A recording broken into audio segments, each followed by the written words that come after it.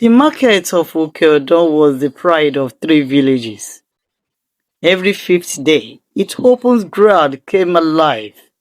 The smell of roasted maize drifted with wind. Goats bleated impatiently.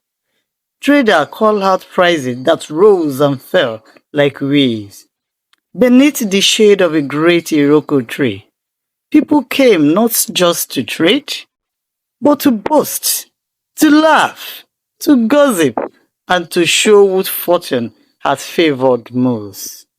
Among them was Adewale, the richest trader the town had ever known.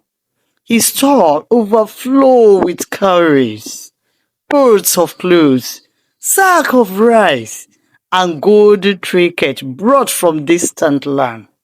He wore silk, even on market days, and spoke with the tone of a man who thought himself beyond hunger or hardship.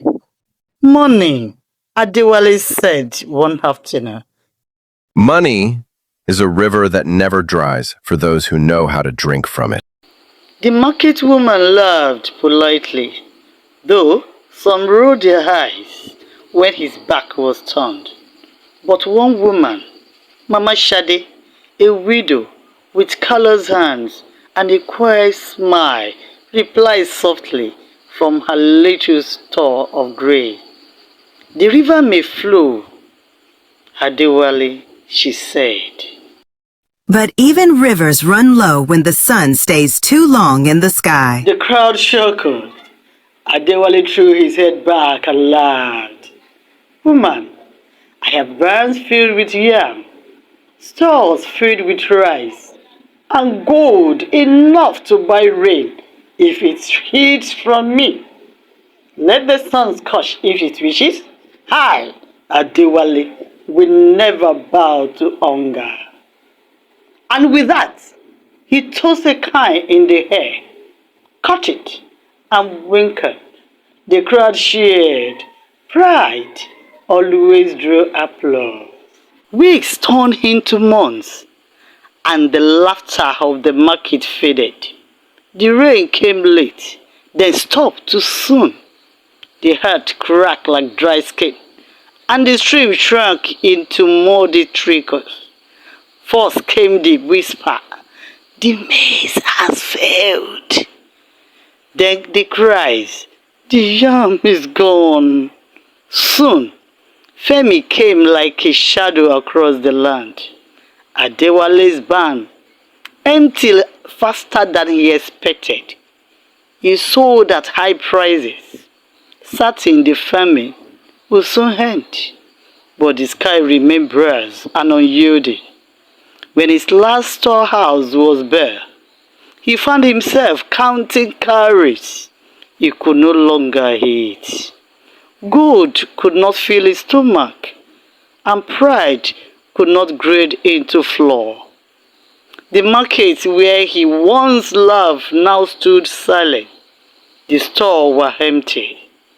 The air thick with dust and sorrow. Children's cries echo in the distance.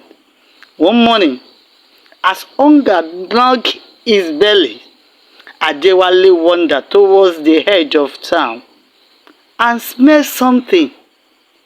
Food, real food. He followed the scent until he reached Mama Shade's compound. Smoke rose gently from her kitchen. People lied outside her gate, holding bowls and calabashes. She moved among them calmly, serving with measured kindness. Adewale stood, ashamed but desperate.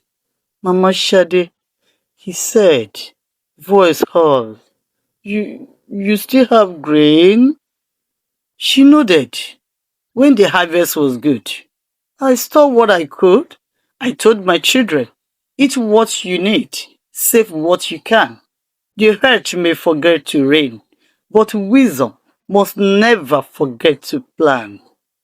He lowered his head. I mocked you, he whispered. I said, gold could buy rain. Mama Shade smiled sadly. And now you know, it can't. The people watched silently as the once proud trader sank to his knees. She handed him a small bowl of porridge. Eat, she said. Olga does not remember pride. For days, Adewale walked beside her, helping to cook and serve others. Each meal she gave was a reminder that strength does not always wear silk. Was spread through the villages, the widow who saved the people. When the rain finally returned, green shoot pierced the ground once more, and life began to hum again in Ukiadon. The sheep gathered in the market square to honor those who have endured the famine. Adewale stepped forward and spoke before the crowd. In the time of plenty, I was rich in gold, but poor in wisdom. I thought my barn would never empty, but the heart taught me humility. It was not wealth that saved us, but foresight. The quiet strength of a woman who store her grain when I store my pride. The crowd fell silent, then burst into applause. Mama Shade bowed her head humbly, but her eyes shone like morning dew. From that day, the elders carved a saying on the iroko tree at the heart of the market. When the trader's promise fails, the wise woman's store feeds the land.